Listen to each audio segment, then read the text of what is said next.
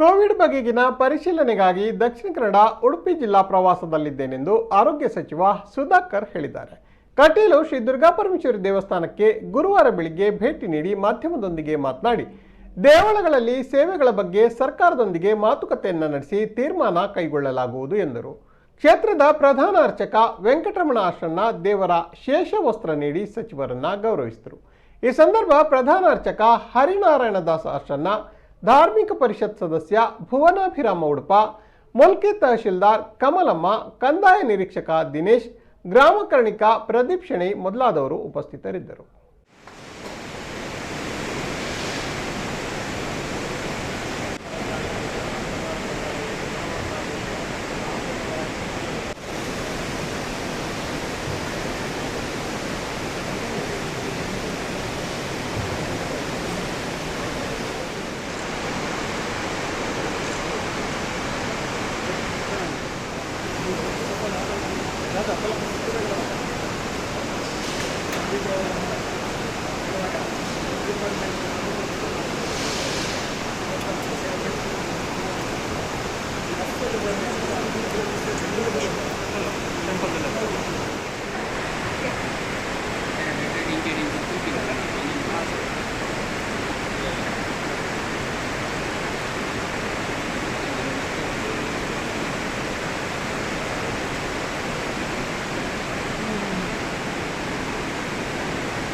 Tahsildar Road